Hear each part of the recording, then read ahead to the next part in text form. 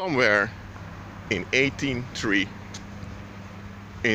on the island of Hispaniola, which today is divided in the Republic of Haiti and the Dominican Republic, on the French side, you had this French sailor that carried a bag.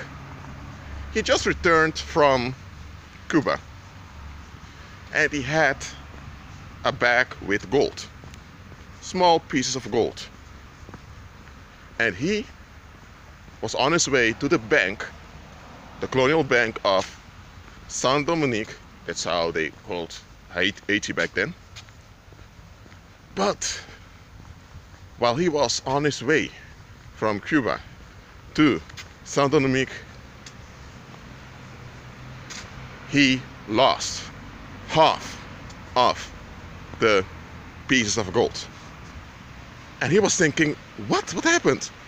He even began to think that some of the sailors may have robbed him. So the captain on the ship conducted an investigation, and nobody had the gold. So he realized that he lost it on its way from Havana towards Port-au-Prince. He was devastated because now he realized that once he arrives at the bank, he won't be able to invest as much as he wanted, because the deal was he could hand in the piece of gold and he would be paid in French francs. So now his plan of purchasing a vineyard was over, because he wouldn't have the amount of money to purchase a vineyard. And to return back to France, well, he comes from France, but in France there was a lot of poverty, so he was upset. He even became depressed because he thought, what am I going to do now? After arriving in Port-au-Prince, he became ill, and they brought them to a hospital. It's not one of those modern hospitals, but what they called hospital back then. Well, being in the hospital, the nurses, which were nuns, they checked his data. And one of the nurses found out that this guy had an inheritance of over 700,000 francs. So they didn't charge him anything, because they could just go to the bank and the bank would pay off the cost of him staying there. So when the guy went to the bank with the bag, he asked them to pay him out in currency. He was sad. He never expected them to pay him out a lot. But then they told Jean, let's say his name is Jean, we can't pay you out anything. And he thought, oh, what's going on? Why can't you pay me anything? I know it's not much gold, but it's still a bit. They told them, sir, this is not gold. This is copper with yellow paint on it. It appears like gold, but it's not gold. And then they picked one of them, smashed into, and they told me, you see here, this is a rock with some copper around it and painted with yellow. So it's a rock with a copper layer and yellow paint. So we may be able to pay you around 5 francs for this, but it's nothing. And then Jean realized that he didn't lose anything at all. He was scammed while he was in Havana. And then the people in the bank told him, sir, we see here that you have an inheritance. And he said, huh, inheritance? Yeah. Your grandfather used to be a banker over here, and he left you some cash. And we can even pay you out in gold in a small amount. We don't have much gold over here, but we can pay you out in gold, in real gold.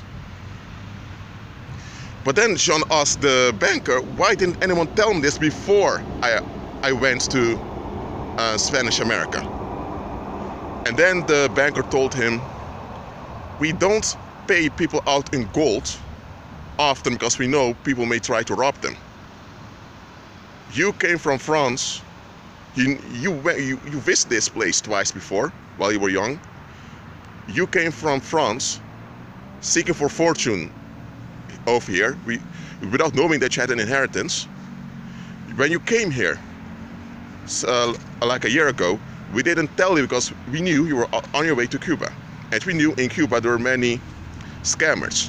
So we knew if we would have handed over some cash to you, or if we would have paid you out in gold, we knew you would have died. People would have scammed you, you would have lost your life. Right now, you only lost some rocks. You didn't lose any gold. And now the real gold is waiting for you here. Now, why did I give you this parable? You can't be around rocks and grow. You can't operate amongst rocks and flourish. Remember the parable of the seed and the sower that Christ gave unto us. If you're surrounded by rocks, and rocks in this case refer to people that don't want to change, they don't want to grow, they don't want to examine their own will, they are persistent relief seekers. If you have such folks around you, they are going to weigh you down. They will transfer some of that heaviness onto you. And while they're transferring that heaviness onto you, evil spirits will take advantage of it. So, the Heavenly Father will withhold some manifestations from you to cause some people to leave. And after they leave, you think you lost gold. But here's the thing, you didn't lose anything.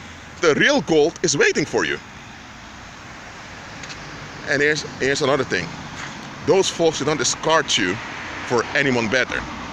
They discarded you for someone who would put up with their negative will. Some folks don't want to be challenged at all. They don't want to be mentally challenged. They don't want their will to be examined. So they want people around them that validate their will and will put up with their relief seeking. You, because you're blessed, you will not put up with it. Why? Because you are shaking the dust off your feet. And they see already that sooner or later you'll move on and they'll be stuck. And because they can't succeed and make you stuck with them, they become upset. Now they're discarding you. And now they have the reasons why they don't want to hang out with you anymore. I'm telling you why they're discarding you. They want someone who will not challenge their will. Because they're cowards, they don't want to move on, and when they're challenged, they lose it. And they know if they try to attack you, they'll be in trouble. So they flee. You didn't lose any gold. Because not everything that glitters is gold. The real gold, the real manifestations are waiting for you. Therefore, the Most High allowed you to carry those rocks until you lost them. Because you would lose those rocks anyway. Agree with Christ and be at peace.